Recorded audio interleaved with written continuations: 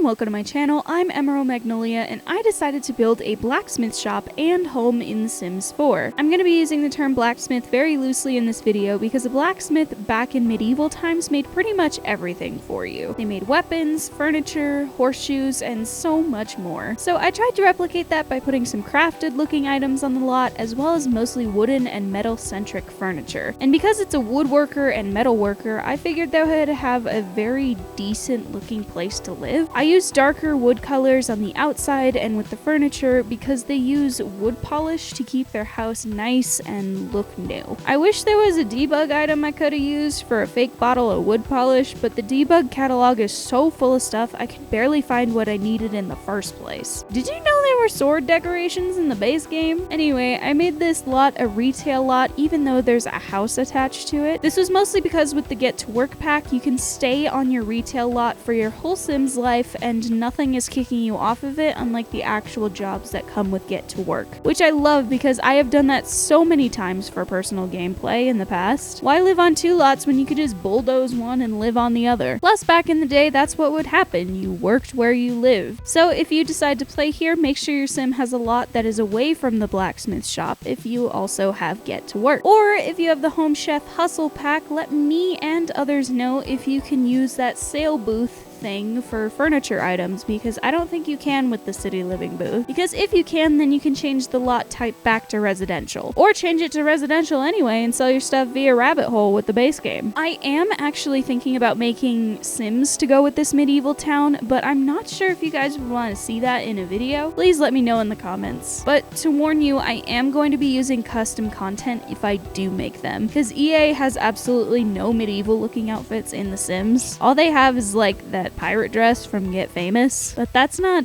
medieval. I have a lot of medieval CC for Sims outfits and it's only growing. You can find all of my custom content on my Pinterest under the My Mods board. I update it every time I have a new batch of custom content. Link in the description. Anyway though, back to the build. You may notice I put a flower arrangement table in the bottom area as well as the fireplace and other creative skills like that. For some reason I was thinking the blacksmith's partner could be really interested in gardening and flower arranging, so I made it a joint business kind of deal for storytelling purposes. But I thought it would be really cute to have the joint business because they both could be outside together and bond with each other while doing their respective businesses. Plus, the gardener could go into the part under the house and grow plants in there to protect them from harsh weather conditions. But then again, that may not be the best idea because stone gets really cold in the winter time, which in turn would make the room cold, which is not good for plants. Either way though, it's The Sims. It'll be fine. Oh, by the way, the cash register is a mod by Snarky Witch. It's basically a medieval override for some retail items. It's also on my Pinterest under the build by section of my mods. So this build you will have to get a mod for it and you'll have to mark the show custom content button on my gallery page. My ID is at Emerald Magnolia. If you'd like to stay up to date on my mods and videos, go follow my Pinterest and my Tumblr. I let you know when I'm restarting my mods folder and when I post new YouTube videos on Tumblr as well as some other things. Distractions, man. Anyways, the two people who live here, I originally wanted them to have a kid or two, but that was going to make the build way too big. Plus, I love the idea of a medieval couple just never having kids, which goes against all norms of the time. It might even make them happier than having kids, and I tried to show that throughout the build. The woodworker makes beautiful things for the gardener, including furniture inside the house and tables for them to put their stuff on. It's heavily implied the blacksmith made pretty much everything in the house that's made of wood and metal, and the gardener grows and puts flowers around the house to make it more beautiful and cheery. I think this build turned out super pretty for my first time making a strange looking building like this, and I love that I made their house on top a bit cramped. It turned out better than I initially thought. It took me a pretty short amount of time too, as opposed to my normal 5 hours per build. I was able to get it all in one take, which is awesome, because before, my computer decided breaking up the video and not capturing everything was a better option. Technology just loves to make sporadic decisions for us, doesn't it? Regardless of that, it's got a very similar layout to the first starter house I did. It's one bed, one bath, bath, and a cramped kitchen, living room, and dining space. I really like making smaller builds like this because I love the cozy vibes I can make it give off. Also, I spend a little bit less time trying to fill the space, and I just have to think of the essentials. You'll notice also on the inside, I tried to make it more clean. Unlike the houses I made before, I wanted to show that these townspeople have been keeping up with maintenance on their home and shop. I wanted this to incentivize the player to do something about their homes when they notice how clean and pristine everything looks in other people's homes and shops. I love the idea of a player starting off in this world with a house that's just kind of run down and works to make it look better, or a player that hops from house to house in this world and tries to find a home that is better than the ones I provide for moving in straight away. So later on, when I make more homes, they're going to look a bit more well taken care of, whereas starter homes are just going to look